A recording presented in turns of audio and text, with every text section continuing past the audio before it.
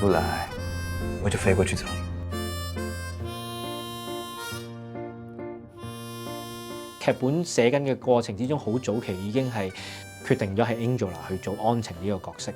接到劇本第一個感受係好 excited，因為導演係我嘅同學啦，咁再加上呢一個題材係好特別嘅，即係作為一個 Dune 嘅 fans 都會覺得，哇！我都可以拍一啲dystopian 嘅世界嘅喎，即係原來香港都可以做到呢樣嘢喎。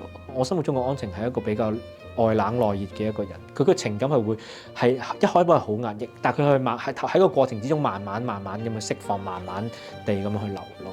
如果用袁麗琳就好簡單喎，對比起安晴係都南轅北轍嘅，我覺得係都係一個感覺 driven 啲嘅人。我們去找幫忙。去找愛的人，飛過去。咁喺張姐嘅公司度，一個視像嘅會議去 present 呢個故仔俾阿光漢。喺呢個視像會議嘅時候，光漢已經係喺個視像會入邊就同我哋講話，其實我願意加入大家呢個團隊。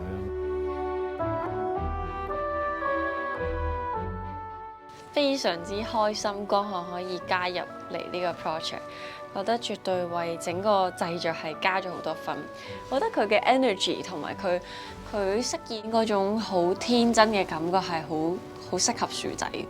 咁譬如話喺薯仔嘅角度，咁啊光漢自己都會有啲睇法。喪禮嗰場，即係本身我可能就大家一齊喺度唱歌啦，但係一光漢喺現場，佢就喺度 feel，佢會覺得，喂，現場佢覺得應該係要一齊即係打拍心口嘅呢個。哇！你試下 OK 啊！咁結果哇，一加埋呢個動作，我覺得成件事個力量係再更加勁強咗。咁所以我就覺得其實光漢喺呢啲嘅 sense， 我覺得佢好準確，同埋佢嘅 suggestion 好多都好好。第一次同佢合作，覺得佢有個好專業、好有禮貌嘅人。